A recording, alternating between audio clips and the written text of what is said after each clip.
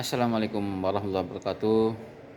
Ketemu lagi bersama Pak Sule ya. Eh, Hari ini saya akan highlight beberapa karya buku saya ya, yang saya tulis sepanjang tahun 2017 hingga tahun 2024 ini. Ada lebih dari 20 judul buku yang saya tulis ya, beberapa diantaranya adalah buku lingkungan hidup ya, mulai dari adiwiyata, pengelolaan bank sampah sampai pada konservasi air. Oke teman-teman, buku yang saya tulis yang pertama ini adalah pendidikan integratif berbasis eco-mapping. Ini kata pengantarnya Bapak Prof. Muhajir Effendi ya, Menteri Pendidikan Nasional waktu itu. Di dalam buku ini teman-teman, yang saya tonjolkan adalah eco-mapping. Jadi ada satu tools di mana kita memetakan masalah di sekolah, temuan-temuan yang ada di sekolah untuk kita membuat rencana aksi. Tentunya yang kaitannya dengan pengelolaan sampah, konservasi energi, hemat energi gitu ya, penanaman pohon. Dan ini semua ada di buku ini. Dan teman-teman ya, perlu teman-teman ketahui bahwa buku ini sudah 3 kali terbit ya, dan banyak dicontoh, banyak disadur oleh beberapa mahasiswa dari berbagai perguruan tinggi di Indonesia. Kemudian teman-teman yang kedua, ini saya menulis tentang paradigma sekolah adiwiyata. Ini untuk SD, SMP, SMA, SMK dan perguruan tinggi ya, dan untuk umum juga. Ini prinsip-prinsip dan aplikasi di dalam kegiatan keadiwiyataan di sekolah maupun di pondok pesantren teman-teman. Nah, di paradigma adiwiyata ini saya masih menggunakan peraturan menteri yang baru dengan 4 kriteria dalam adiwiyata, yaitu perencanaan, kemudian sarana prasarana, kemudian partisipatif. Jadi buku ini sangat bermanfaat bagi sekolah adiwiyata sebelum peraturan menteri tahun 2019 yang terbaru. Kemudian buku yang ketiga yang tidak kalah menariknya teman-teman ya, ini sudah 7 kali terbit teman-teman. Ini bukunya adalah pedoman pengelolaan bank sampah sekolah ya. Nah, ini buku ini adalah best practice untuk sebuah sekolah ingin mendirikan bank sampah yang akan dijalankan di sekolah. Ini bisa membeli buku ini, dan buku ini juga harganya sangat murah ya teman-teman ya. Itu menjelaskan tentang bagaimana kita sekolah membentuk struktur organisasi, membentuk kepengurusan di dalam pengelolaan bank sampah, kemudian mencari pihak ketiga atau pelapak gitu ya, kemudian bagaimana pencatatan pembukuan ya, keluar masuknya uang dan lain sebagainya, kemudian harga-harga sampah ekonomis, kemudian kita bisa memastikan bahwa semua sampah bisa terpilah. Nah, ini buku ini sudah 7 kali terbit dan sangat berguna sekali bagi sekolah-sekolah yang ada di Indonesia. Kemudian saya juga menulis panduan bank sampah berbasis masyarakat. Ini kenapa saya menulis buku ini, karena banyaknya masyarakat yang bertanya kepada saya tentang bagaimana sih cara pengelolaan bank sampah itu. Bank sampah yang berbasis masyarakat itu seperti apa? Jadi masyarakat tuh kepingin tahu bagaimana memilah sampah, bagaimana menjual sampahnya supaya menjadi nilai ekonomis. Nah, ini buku ini menjawab keraguan masyarakat untuk mendirikan bank sampah di wilayahnya masing-masing, khususnya di RT RW setempat. Kemudian saya menulis buku GPBLHS ya, Gerakan Peduli dan Berbudaya Lingkungan Hidup di Sekolah. Ini dengan pendekatan eco mapping. Jadi tools eco mapping, kemudian dengan peraturan menteri yang baru GPBLHS ya, Permen 52 dan 53 tahun 2019. Nah, ini saya memadukan antara pendekatan eco mapping dengan pendekatan GPBLHS. Ya, ini buku ini terdiri dari 5 bab ya, dan semuanya sangat jelas sekali ya aksi-aksi yang ada di dalam buku ini. Ini juga bisa menjadi referensi untuk sekolah-sekolah adiwiyata di seluruh Indonesia. Kemudian saya menulis juga cara praktis kelola sampah rumah tangga, teman-teman ya.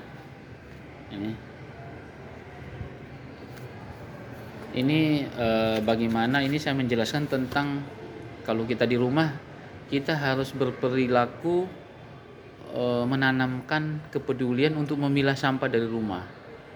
Memilah sampah yang bernilai ekonomis dari rumah, dan sampah yang nilai ekonomis itu bisa dijual ke pengepul sehingga bisa menjadi nilai ekonomisnya, teman-teman. Jadi bagaimana kita bisa kelola sampah dapur ya, sampah sisa sayur-sayuran, kemudian sisa-sisa makanan. Nah, ini semua contoh-contohnya ada di dalam buku ini, teman-teman ya. Ada teman-teman bisa memesan buku ini ya. Ini juga harganya juga murah, teman-teman ya. Kemudian saya menulis juga tentang kelola sampah era milenial. Ini pengelolaan sampah tapi yang mudah dilakukan oleh anak-anak muda, anak-anak milenial. Dengan pendekatan dia selain memilah sampah, dia juga mengedukasi melalui media sosial. Jadi perannya mereka itu bisa mempublis kegiatan-kegiatan mereka melalui media sosial agar ya masyarakat yang lain itu bisa contoh terhadap kegiatan-kegiatan mereka. Dan ini juga kegiatannya sangat praktis banget ya. Ada tugas-tugasnya, kemudian ini ada gemilang publikasi gitu ya. Sangat menarik, teman-teman ya. Di sini juga saya memunculkan juga jenis-jenis sampah ya untuk gemilang mengelola. Ini juga buku ini juga bisa jadi pegangan untuk adik-adik kita yang ada di SMP maupun di SMA. Kemudian buku Laporan Yes You Can ini saya menulis tentang praktik baik sekolah adiwiyata. Dan buku ini pernah saya usulkan lomba tenaga kependidikan berprestasi tingkat Jawa Timur tahun 2019. Kemudian yang menarik lagi ini, teman-teman ya, ini buku kolaborasi ya. Kolaborasi ini buku Menjaga Daur Air, modul ajar pendidikan pelestarian air bersih untuk anak usia 9-12 tahun. Ada 4 seri, teman-teman ya, ada 4 seri. Nah, kebetulan ini saya menulis dengan Ibu Nur Rofika Ayu Sinta Amalia. Ini dari Kemendikbudristek ya. Ini penulis 1, penulis 2 ya. Penulis 2-nya adalah saya. Ini buku ini bisa jadi pegangan bagi pendidik atau guru-guru di seluruh Indonesia, karena terdiri dari eksplorasi isu, refleksi awal, kunjungan lapangan, pengumpulan data, presentasi temuan, dan aksi nyata. Menjaga daur air ini juga sangat menarik. Kemudian seri berikutnya ini, teman-teman ya, sama juga, penulisnya sama, 2 orang, melakukan konservasi air dan menanam pohon ya. Ini juga untuk usia 9-12 tahun, teman-teman ya. Ya, ini penulisnya Rizky Mausura dan Sulaiman Sulam ya. Ini ada logonya Kemendikbudristek dan KLHK. Dan 4 buku ini kami dapat apresiasi dari KLHK dan PT Suntory Garuda sebagai pelaksana program ya di Gedung Wana Bakti Jakarta. Ini judul berikutnya Menjaga Pencemaran Air. Ini modul ajar juga pendidikan pelestarian air bersih untuk anak usia 9-12 tahun juga teman-teman ya. Ini juga penulisnya sama, Nurofika Sinta Amalia dan Sulaiman Sulang. Ini. Jadi buku ini tentang mencegah pencemaran air. Ini juga buku pegangan bagi guru-guru SD maupun MI di seluruh Indonesia. Kemudian buku menjaga air tetap bersih dengan memilah dan mengolah sampah. Ya. Ini penulisnya juga sama, Rizky Mausura dan Sulaiman Sulang. Buku ini juga jadi pegangan guru-guru ya untuk pendidikan usia dini ya. Kemudian yang terbaru teman-teman ya, ini aksi pengendalian perubahan iklim di sekolah. Ini penulisnya juga dua, Bu Ita ya, dan saya. Bu Ita tinggalnya di Jakarta, salah satu penggiat lingkungan juga, dan saya ya Sulaiman Sulang. Aksi pengendalian perubahan iklim di sekolah teman-teman. Ini buku ini kami memadukan antara kegiatan-kegiatan adiwiyata di sekolah dengan kegiatan kampung iklim yang ada di masyarakat. Jadi kami mengkolaborasikan program kampung iklim, program sekolah adiwiyata untuk memadukan, sehingga sekolah dalam hal ini guru dan siswa itu bisa belajar ke kampung iklim, membantu masyarakat. Kenapa? Karena target Bapak Presiden bahwa tahun 2024-2025 itu Indonesia harus punya 20.000 kampung iklim baru ya. Sehingga kami mencoba dengan membuat buku best practice untuk bisa memadukan sekolah adiwiyata dan kampung iklim ya. Ini buku ini juga sudah cetakan kedua ya, baru kami rilis tetapi sudah menjadi bestseller, masuk cetakan kedua kemarin, hampir 500 eksemplar dipesan. Kemudian teman-teman, ini buku kisah DPW HPI Malang Raya. Ini salah satu komunitas lingkungan yang ada di Malang Raya. Ini aksi-aksi briliannya ya. Ini ada banyak contoh-contoh best practice, kegiatan-kegiatan penanaman pohon, pengelolaan sampah, konservasi energi, semua ada di sini. Dan ini sangat bagus untuk dibaca dan bisa dapat ditiru oleh komunitas-komunitas lain di seluruh Indonesia. Kemudian teman-teman, selain buku yang saya tulis sendiri, dari buku lingkungan ini ada juga dari buku-buku umum ya teman-teman ya. Buku-buku umum, karena saya suka berteman dengan masyarakat luar gitu ya. Jadi saya banyak berdiskusi dan menelurkan ide-ide yang kadang-kadang di luar dari tema lingkungan ya.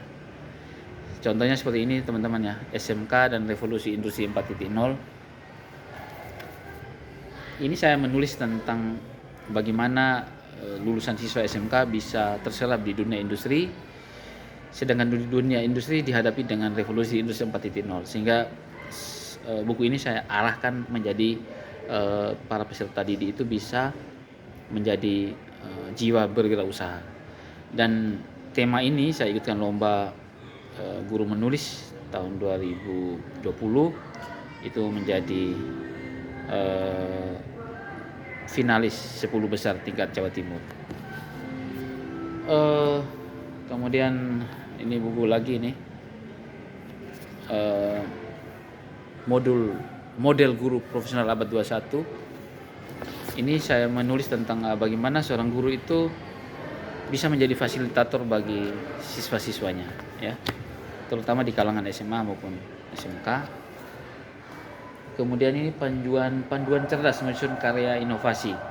Ini untuk siswa SMK. Ini karena saya sering mendampingi siswa-siswa untuk riset, penelitian, dan ada banyak ide-ide yang brilian yang perlu digali ya dari peserta didik.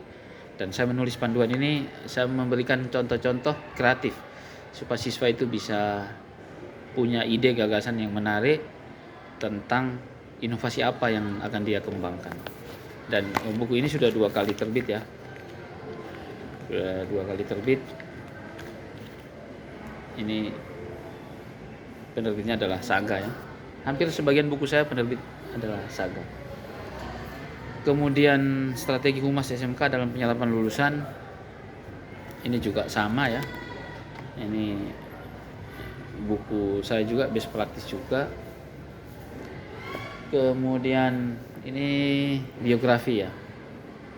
Ini biografi, ini ada salah satu kepala sekolah inspirasi yang saya tulis ide-ide kreatif beliau. Kemudian teman-teman ya, saya juga beberapa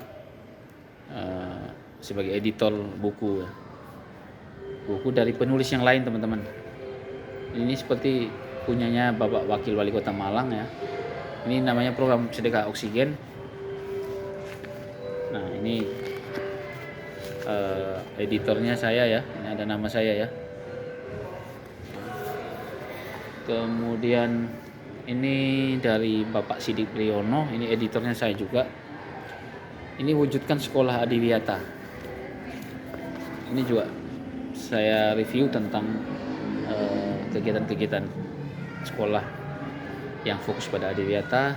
Kemudian ini ada kiat sukses sekolah adiwiyata ya. Ini juga editornya saya. Ini penulisnya Bapak Sidik. Kemudian ini juga saya edit juga, ini membangun sinergitas sekolah dan lingkungan. Ini membangun sinergitas sekolah dan lingkungan. Ini penulisnya Bapak Sidik juga. Tapi saya banyak memberikan masukan dan review terhadap buku ini ya teman-teman. Dan buku ini sudah tersebar di berbagai kabupaten kota.